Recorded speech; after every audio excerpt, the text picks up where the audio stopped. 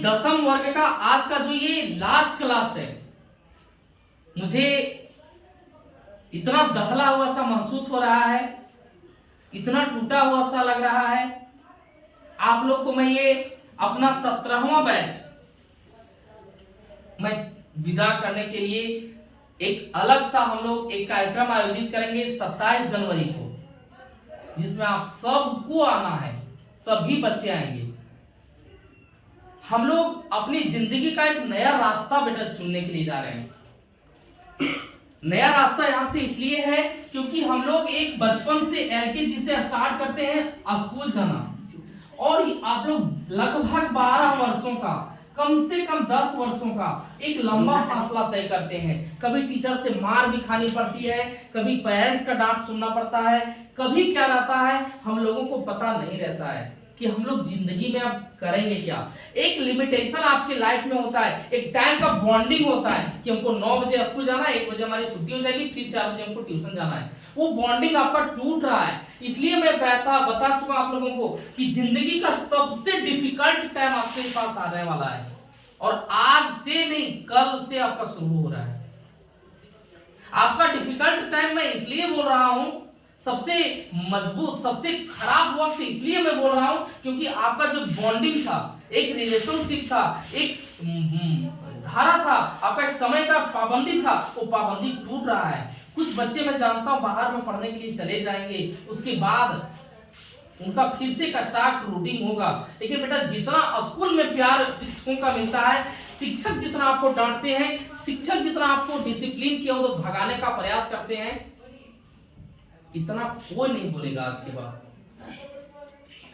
और मैं कहता हूं कि अगर हमें दुनिया में कोई बोलने वाला नहीं है और हमारे अंदर कोई डर नहीं है तो मैं बहुत बुरा इंसान हूं। इंसान को किसी न किसी से डर जरूर रखना चाहिए। इंसान को डर किसी न किसी के प्रति जरूर रखनी चाहिए। कोई भी इंसान हो, अगर घर में आप किसी से डरते नहीं हो, आप सोच लो कि आप उदंड बन रहे हो। वह इंसान अगर बड़ा भी हो जाए, उम्र 40, 45, 50 भी हो जाए, उस घर में भी एक पेरेंट्स होना चाहिए, और पेरेंट्स को भी उस घर के सदस्यों से डर होनी चाहिए। जिसके अंदर डर नहीं है, मैं समझता हूँ वो इंसान कभी नहीं बन सकता है। वो अपनी जिंदगी को बर्बाद कर देगा, तबाह कर देगा। तो वो बॉन्डिंग आज टूटने के लिए आपका जा रहा है बेटा। मैं एक गुरु होकर के आप लोगों से यही कहूंगा, यही एक भीख मांगूंगा कि प्लीज बेटा अपनी जिंदगी में, मैं हमेशा कहता हूं कि ये ब्लैक बोर्ड, ये जो बोर्ड है देख रहे हैं, इसमें कोई दाग नहीं है, लेकिन जरा सा अगर ये जाकर के पड़ता है, मार्कर का थोड़ा सा जाके टचिंग होता है तो एक पॉइंट पड़ जाता है, उसी को बेटा दाग कहते हैं। उसी प्रकार से हम लोगों का जीवन एक सफेद पेपर की तरह होती है, एक सफेद कपड़े की तरह होता है, जिसका जरा सा छींटा अगर पड़ जाता है हमारी जिंदगी में तो उसी को दाग कहते हैं। बेटा सब कुछ हो जाए, लेकिन अपना नेचर पे आपका जो छवि है, आपके अंदर जो शिक्षा मिला है, मैं भीख मांग के आपको मांगता हूं कि प्लीज उस पर दाग जीवन में कभी मत आने देना। और वो जो दाग होता है ना, वो मान सम्मान और एक इज्जत का होता है। मैं बेटियों से खास करके ये कहूंगा कि खास करके बेटा जब यहाँ से होने के बाद काफी टाइम आपके पास मिलता है तो बहुत सारे ओल झोल, मतलब बहुत तरीके से मैं खुल के बोलना नहीं चाहता हूँ, उल्टा सीधा लोगों का संगति हमारे पास आ जाता है जो हमें बिगाड़ने की राह में पूरा भूमिका निभाते हैं। आपको वैसा नहीं बनना है, क्योंकि आप सिर्फ पढ़ने के लिए स्कूल नहीं आते हो, आपके पेरेंट्स, आपके मम्मी, आपके पापा, आपके दादा दादू जो भी हैं, उनका अरमान भी आपके साथ आता है। क्यों? जब आपका रिजल्ट मैट्रिक एग्जाम का आएगा तो पूछेगा तुम्हारी बहन क्या की, तेरी बेटी क्या की, तेरी नतनी क्या की, तेरा नाती क्या किया। क्या बेटा सही बात है ना? नहीं है? तो प्लीज उसका गला मत घोंटिएगा। और एक और बात कि रणधीर सर के यहाँ हम लोग पढ़ने के लिए जाते हैं, ये सब कोई जानता है। जीनियस मतलब रणधीर सर के पास जा रहे हैं पढ़ने के लिए। बेटा इस चीज का सोचने की हम सर को भीख देकर के आए हैं कि हम अपना जिंदगी में दाग लगने नहीं देंगे। और लड़का लोग से कहेंगे बेटा आप लोगों को तो बिगाड़ने वाला रोड पे खड़ा इंतजार कर रहा है कि कब वो आएगा स्कूल से निकल के और मैं उसको बिगाड़ूंगा। आप नोटिस कर लीजिएगा, आपको कहेगा तुम्हारा बाप ये नहीं करने देता है, तुम ये कर रहे हो, तुम्हारे बाप तुम पर पाबंदी लगाता है, हमारे पापा तो कुछ नहीं, हम उसको कोट पैंट देते हैं। वो नहीं, वो आपको जहर घोल रहा है दिमाग में।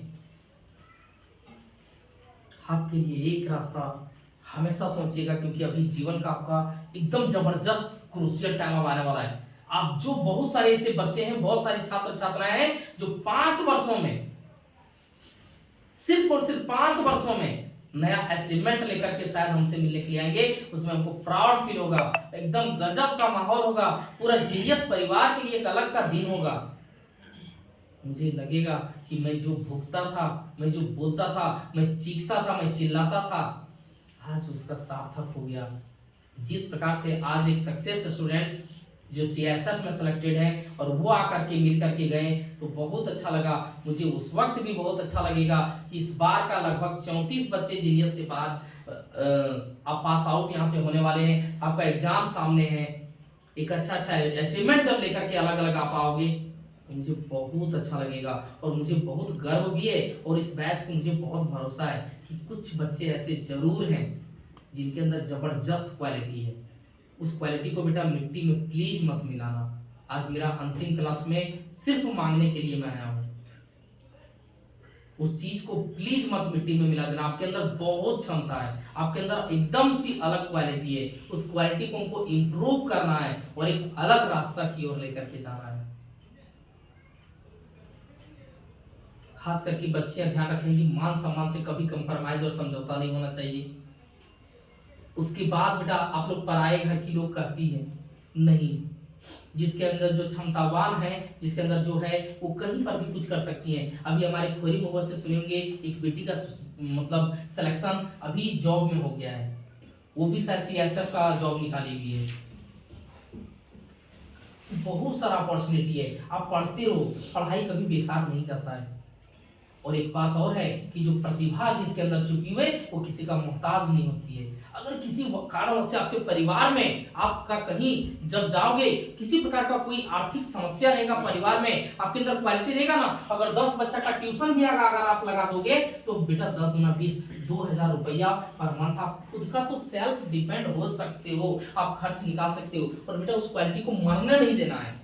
मैं आपको इतना जरूर दिया हूं, मैं इतना जरूर सिखाया हूं कि कर कहीं ट्यूशन भी आप पढ़ाओगे तब 2000 4000 5000 कमा सकते हो।